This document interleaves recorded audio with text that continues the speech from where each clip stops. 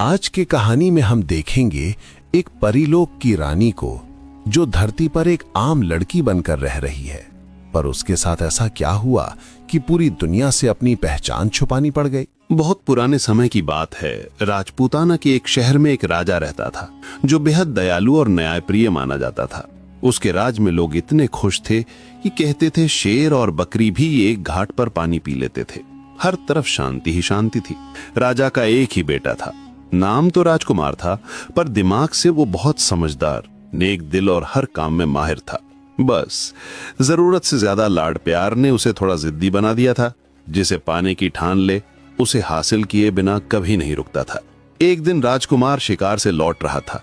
सैनिक और दूसरे शिकारी पीछे रह गए और वो घोड़े पर सवार होकर बहुत आगे निकल आया। तेज धूप थी और उसे बहुत प्यास लग रही थी। उसने चारों ओर देखा तो समझ आया कि ये धोबियों का मोहल्ला है। हर तरफ कपड़े धोए और सुखाए जा रहे थे। तभी उसकी नजर एक घर की छत पर पड़ी। वहां एक लड़की अपने बाल सुखा रही थी। राजकुमार उसे देखता ही रह गया। ऐसी खूबसूरत लड़की उसने पहले कभी नहीं देखी थी। ऐसा लग रहा था जैसे उसके काले लंबे बालों के बीच चांद जैसा चेहरा चमक रहा हो।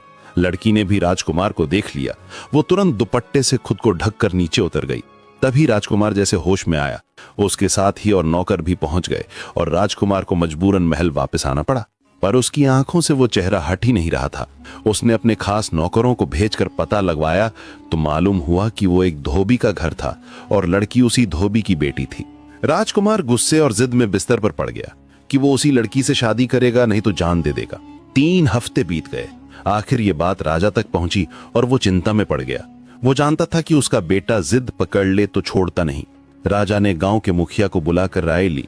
मुखिया, जो बेहद अक्लमंद, वफादार और अनुभवी था, उसने कहा, इस समय उसे रोकना ठीक नहीं। राजकुमार को मनमानी करने दीजिए। जवानी की जिद है। 2 दिन धोबी की बेटी के साथ रहेगा तो खुद ही समझ आ जाएगी। बाद में किसी राजकुमारी से शादी करवा दीजिएगा।